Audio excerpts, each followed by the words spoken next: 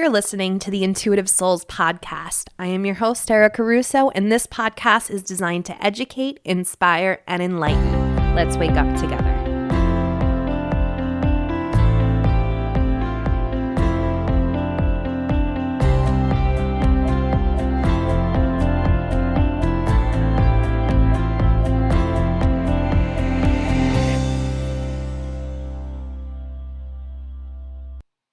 Hey guys, welcome to the Intuitive Souls podcast.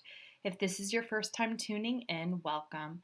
Super excited that you're here. If you are an OG and you keep on coming back and keep on growing and learning and expanding and meditating, welcome. I'm glad you're here. I'm so fucking proud of you. I am so happy that you are listening and you are taking all of these conversations, these tools, these tips, and bringing them into your life to just make a magical life for yourself, man. Thank you so much. Thank you so much for your support. You make this so easy for me, and you make it so I get to do the thing that feeds my soul, and I am just eternally grateful for each and every one of you. If this podcast is helping you, if it's giving you the tools, the tips, the conversations that you need to hear, if you can take a minute and head on over to iTunes and write a review, those reviews allow me to get this podcast to the ears that need to hear it. But before you go ahead and click submit, make sure you take a picture or a snapshot or whatever we want to call it and send it to me at hello@ericarusso.co, no M, and I'm going to send you my soul alignment activation for free just as a thank you because it really does help. Now, in this episode, this one's going to be a little special, guys. I mean, every episode is special, but this one's going to be a little extra special because I'm going to share with you a excerpt from a book that I wrote, believe it or not. Now, if you know me personally, you will know that one of my big goals is to write a book.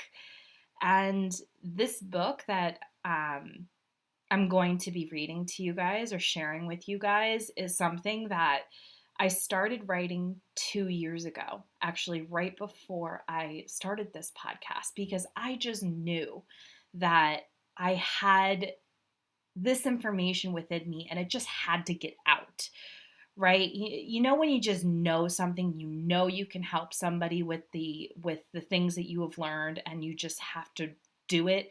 Well, I did it. And I wrote a couple of chapters and I tried to get it published and it was just like a no bueno kind of thing. So it has been sitting in my laptop for 2 years and it's time that these words are shared because I think that they're pretty powerful and I think that they can help us. And I think that it needs to just be shared regardless of what form it's in. So if you are like a publisher or if you know a book agent who's interested in new age or spiritual authors, have them listen to the podcast. You know, I'm trying to manifest that shit. But let's just dive right in. Now, this is a chapter that I like to call Who Are You? Right? This is the first chapter that I wrote. Ew, it's like, I'm like sitting here and it's like, oh, this is weird. This is weird because nobody has heard these words besides myself. So me doing this and putting it up on the podcast, it's like, all right, this is new, but I'm sitting here, I'm doing it with the resistance here. I am being vulnerable and I'm just going to share this. Now, when I read this before, I realized that a lot of this is channeled work. Like some of this is just so profound that I'm just like, this didn't come from me. This came from something much greater than my monkey mind can ever come up with. So I'm just going to read. I'm just going to let it flow. And I hope that this helps you connect some dots. I hope that these words help you. If it does, please let me know.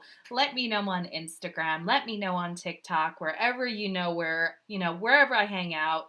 I would love to hear your words. I would love to hear your feedback because, who knows? Maybe these words are shit and that's why I never got a publishing deal. But let's just dive right in. So again, chapter 1, Who Are You? I have the quote, "It's not who you are that holds you back, it's who you think you are not."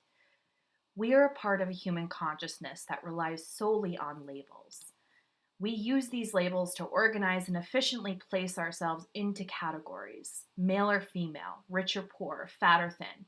These labels, these labels have not only put us in categories to help decide how to categorize an individual, but they have diminished our values as souls and our potential for absolute greatness. When we use the system of judgment to help create labels for another individual, we are becoming more detached to the true essence of infinite source. The infinite source is what many refer to as God or Holy Spirit. When we allow our ego to tell us who we are, who we should be, and form a reality within the constricting walls of the ego, we are pulling farther away from the divine nature of your being. The truth is, we are everything and we are nothing. Each and every one of us is cut from the same tree. We are all one of human consciousness. We derive from source. If I were to ask you who you are, would you be able to answer it without using a label? This book is meant to help you connect to your soul and to allow it to guide you to a place of pure joy and contentment. As a collective, we have been searching for the same answers. Why are we here? What is our purpose? What are we meant to do? We are all Dorothys embarking on our own journey in the land of Oz, trying to find our way home. During our journey, we will find people and events that teach us gratitude, courage, and wisdom. We will battle and overcome hardships. There will be times where we will need to rest, times where we will fall short, and times where we are going to want to give up. But through it all, we will always find our way home. Like Dorothy, we have the answers to all of our questions within us through the whole process. We just need to realize it. Before you read further into this book, you must understand and accept that we are not human beings having a spiritual experience. We are spiritual beings having a human experience. Our lives are not a scrapbook collection of meaningful and heartfelt experiences that we deem to be spiritual. Our entire life, from birth to death and beyond, is the spiritual experience. The lessons we learn, the people we meet, the problems we encounter, the challenges we face are all central parts in the soul's journey home. Have you taken the time to look at your life? Look at the obstacles you faced, the people in your life, the intense highs and the low lows. Do you see synchronicity or a harmonious stream that connects you with everything and everyone? Have you grown up in a family that doesn't understand you? Have you experienced trouble attracting a life partner? Has depression and anxiety plagued your life? Have you been a victim of narcissistic abuse or any kind of abuse? These experiences are telling you something. They are put on your path for you to overcome and master.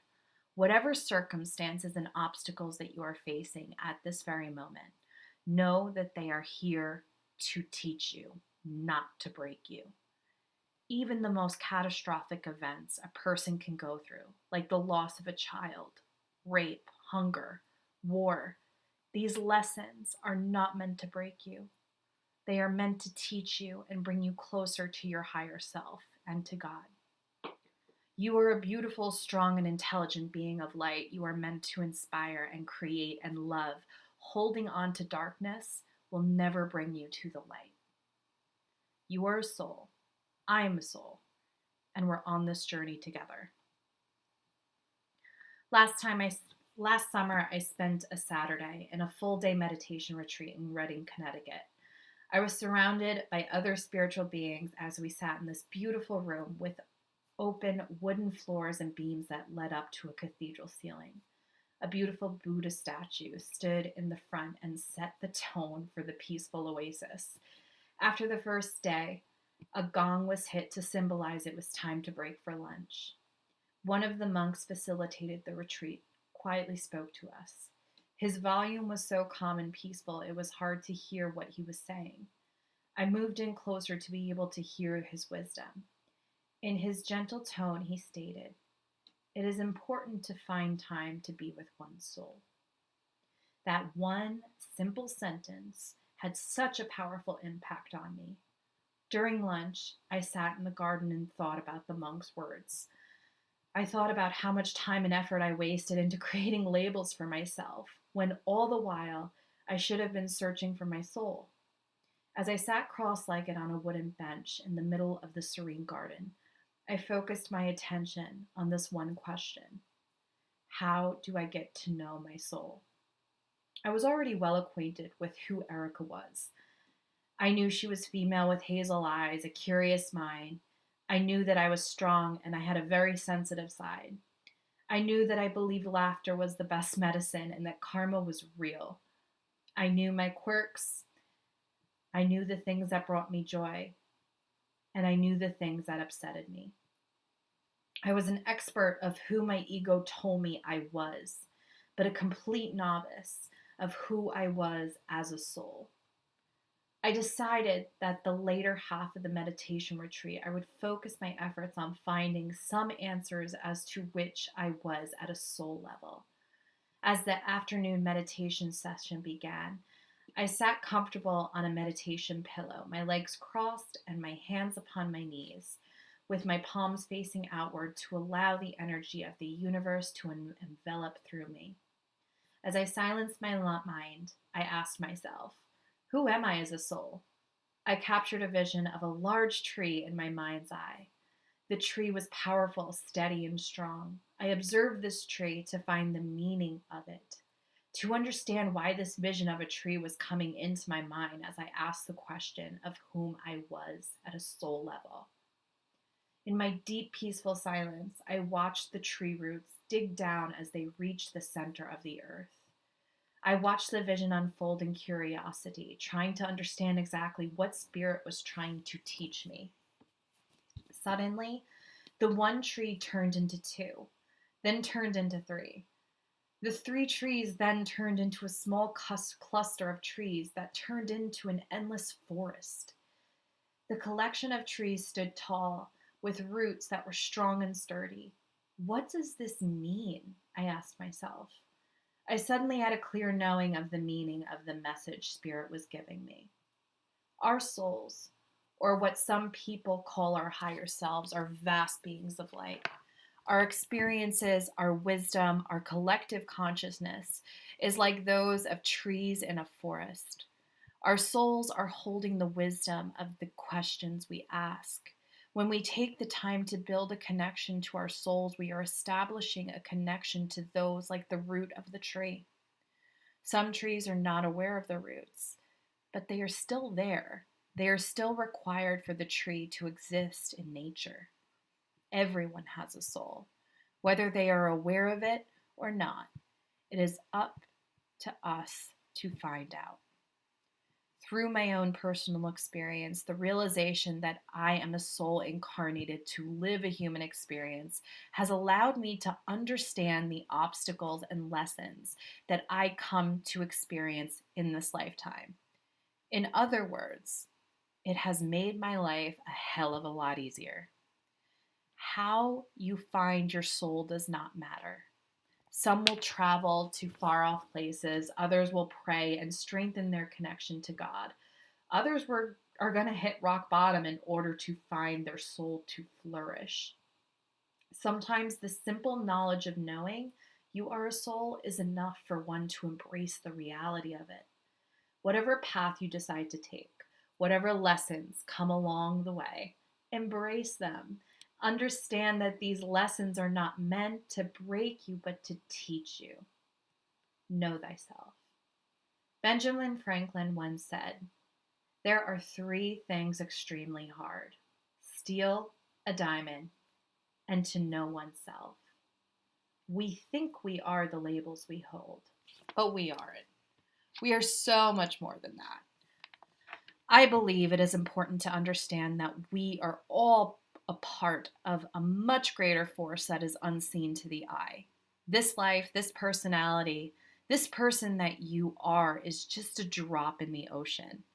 We have lived many, many lives, learned many lessons, and have overcome many obstacles. We limit ourselves to the smallest portion of what we can accomplish. I can't work out. I don't have the time.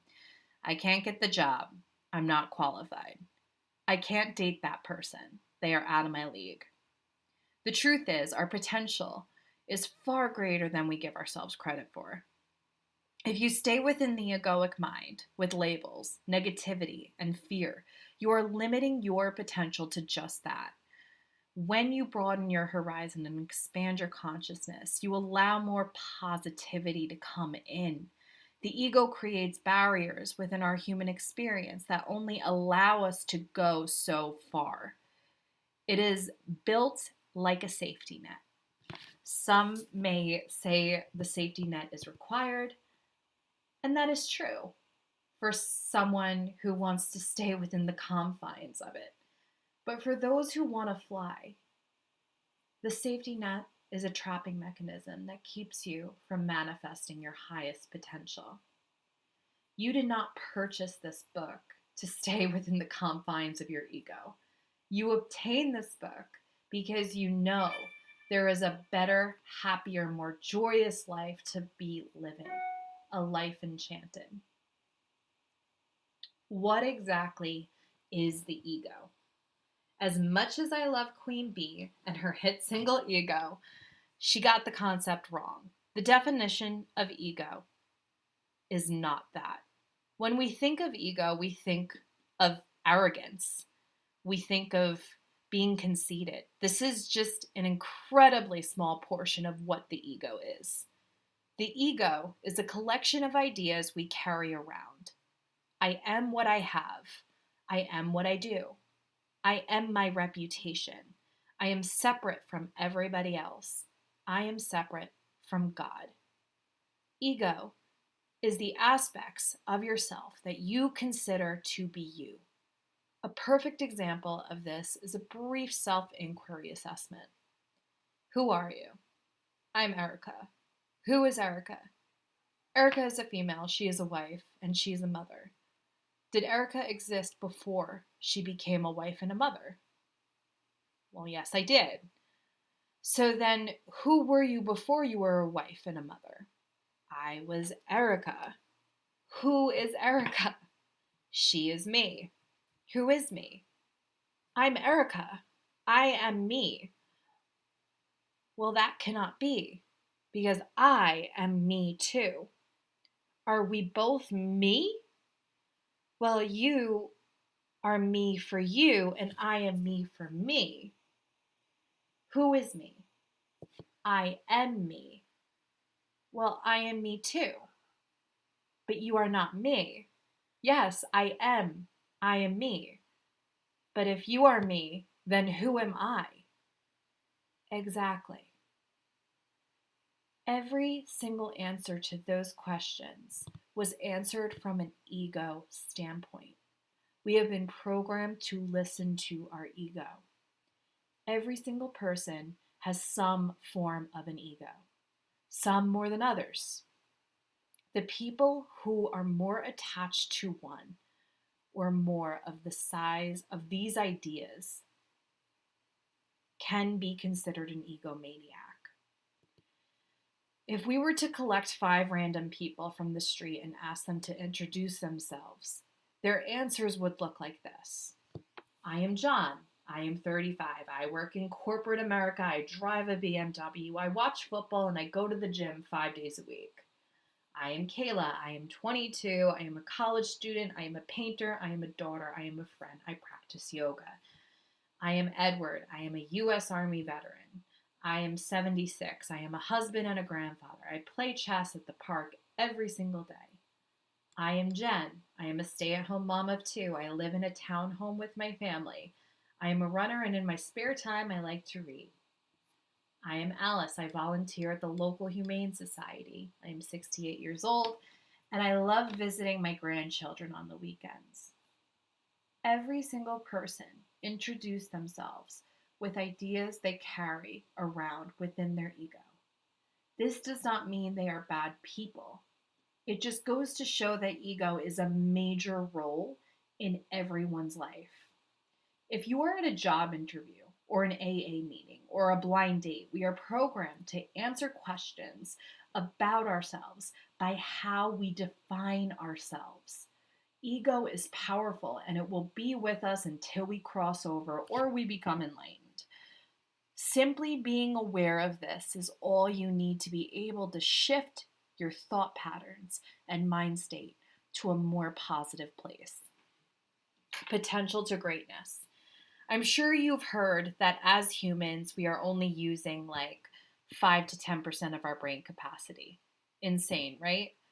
With everything we have learned and processed throughout our time in the education system, all of the cognitive abilities we have been taught to do, all of the mindless chatter that is constantly running through our minds all the time, we are still only functioning at a 5% brain capacity. Now let's imagine if we can grow that 5 to 15%. At 15% brain power, we have to be considered geniuses, right? If you have an average IQ using 5% brain function, then you must have the capacity of holding much more knowledge if you are at 15%. Let's imagine our brain capacity jumps to 50%. At 50%, we would most likely be able to find the cure for cancer. We could help save the rainforest and the world hunger crisis. And remember, that is only at 50%. Now let's imagine what it would be like if only 5% of the world's population was using the full 100% capacity of our minds. This 5% of the total population have the capability of solving the problems we face in the world today. That 5% can save the world. Limiting belief systems. Just like we only use 5% of our minds. When we use labels to define us, we are putting ourselves at that 5% capacity level. We are diminishing our potential. We as human beings are far more capable than we give ourselves credit for. Our potential is beyond our wildest dreams. Once you realize this, your perception of your own reality will shift. I'm not qualified for that job. I'm not capable of losing the weight. I don't have the time to be in a romantic relationship. I'm too busy. I can't afford it. Every single one of those statements is ego-driven. They are coming from the collection of ideas that we carry around. When you think of the ego, think of the Looney Tunes cartoon with Bugs Bunny where he has the angel on one shoulder who guides into the positive and the devil on the other, who is negative and belittles the ideas Bugs Bunny has. The devil can be looked at like the ego. Intuition is the angel. Every time I notice my ego taking and building upon it, I get a quick flash of the devil on my shoulder, and it quickly brings me back to the moment. The percentage of ego versus intuition varies from one person to another. Until we recognize it, all of us are far more controlled by our egos. We are the stories we tell ourselves. If you tell yourself you cannot lose the weight, you're not going to lose the weight. If you tell yourself you have anxiety, you will have anxiety. This touches on the concept of the law of attraction, which I will explain in another chapter. I am here to tell you, you do have the potential for greatness. You are capable of obtaining the things you desire. It's just getting yourself out of your own conscious mind long enough to realize it. The first thing you need to do is simple. Stop allowing that one negative thought turn into the story you tell yourself. I want to tell you about my friend Mike. Growing up, Mike was a rising star in our school athletic system. He was popular, an incredible athlete, and both coaches and teachers, as well as his peers, knew from a young age that he had the potential to be a professional athlete. Mike grew up in an area in our town that didn't exactly pop out the best and the brightest. The neighborhood included small summer homes around a lake that were converted into full-year residences. The reputation of his neighborhood plagued every single person who lived in it. They were labeled the Lakers. The Lakers grew up very fast, resulting in drinking and smoking at very young ages. Soon after the drinking and smoking came the drugs. It was hard for Mike to have the potential he had with the label of being a Laker. At 16 years old, Mike was the starting pitcher of our varsity baseball team and clocking his speedball at 96 miles an hour. There were college scouts coming to varsity baseball games to watch him. He was truly a rising star.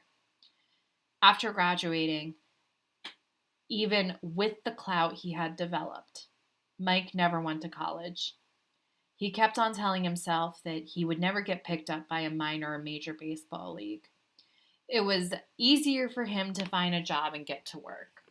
His coaches were devastated by his decision not to pursue a college degree or try out for the minor leagues. In fact, the whole graduating class was shaking our heads at the situation. Mike now works for a chain lawn service, distributing treatments to customers' lawns and living in a one-story modest home with his wife and daughter. Mike's story is a perfect example of how powerful our belief systems are. As Buddha stated, what you think, you become. What you feel, you attract. What you imagine, you create. Learning to separate the stories we tell ourselves from the potential we have as beings of energy is the first step into creating a more positive life. If you keep on allowing the stories you tell yourself to be your reality, then that is going to be your reality. The stories you tell yourself. Learn to separate yourself from your ego. We must understand that the ego will always be present, but its power can be diminished. Taking your power back. Once you decide that your worst enemy is yourself, you start to understand just how powerful your negative thoughts can be on your perception of yourself and in your overall life. How do we take our power back? How do we stop allowing the ego to control our lives? The answer is simple. We become the observer. Let's think of it this way. There is a car. The car is you. It doesn't matter what kind of car it is. It can be whatever type of car you want it to be. In this car, there is a driver and a passenger. The driver spends his energy driving the vehicle, being fully aware of traffic signs and the other cars around him, construction on the road, the traffic. The driver, being the responsible party, is going to get annoyed. They are going to feel the frustration of having to deal with reckless drivers, traffic, construction, checkpoints. Let's label these scenarios as thoughts. It doesn't matter if they are positive or negative. The driver of the vehicle is going to have a front row seat to everything happening around the vehicle. When there is a traffic jam, they are going to be the ones feeling the disappointment and the agitation. If they get a ticket from a police officer, they are the ones that feel the negative emotion with that. We feel the thoughts we think. Now, let us take a different approach to this. Let's say we take ourselves out of the driver's seat and into the passenger side. We are still in the same vehicle. We still have the same destination. But instead of being the driver, we become the observer. As the observer, we are able to see totally different perspectives of the situation. We are able to observe the instances and obstacles along the car ride without situations taking a toll on our mental state. If there is traffic, we might become irritated, but we can quickly snap out of that negative stream of thought because instead of living our thoughts, we are simply observing them. When we become the observer, we are able to consciously notice any positive or negative spikes in our mental and emotional state. We can understand exactly what our triggers are And instead of allowing these triggers to bring you on a negative spiral, we, the observer, have the power to let go of any negative feelings or thoughts that come into our conscious mind. Through my life, I never considered myself an anxious person. I never had crippling anxiety to the point where my life had to be put on hold. Of course, being a human being, I did encounter times within my life when I became affected by situations and circumstances where anxiety would pop its nasty little head in. And that's not fun. It was not until I got out of the driver's seat of my mind and placed myself into the passenger seat that I had a front row view of just how much worry and anxiety were key players in my everyday life. The first day I became the passenger of my life was the day I was able to fully witness my thought patterns and their effects and how they brought no value to my life. I observed one negative thought turn into two negative thoughts, then to three. Then it turned into a morning filled with a downward negative thought spiral. I quickly noticed how easy just one negative thought could ruin one day. Could you imagine the power that all your negative thoughts combined can have on your life? So, yeah, that's just an excerpt from my unpublished secret book. And God, I haven't, guys, like, no joke, I haven't read this book in like 2 years. 2 years. So me reading these out loud, I was like, wow, like that, I jam. You know what I mean? Like, holy shit. I'm just here like, God, I definitely, that is some channeled shit right there. So if you guys liked this, I have a couple of more chapters from this book that was never published. If you like these, if you want to hear more, please let me know. Please tag me in your Insta stories or tag me anywhere, comment somewhere if you want me to read other excerpts because I have them. They're just hanging out on my laptop. So that's it for today, guys. You know I love you. I will see you soon.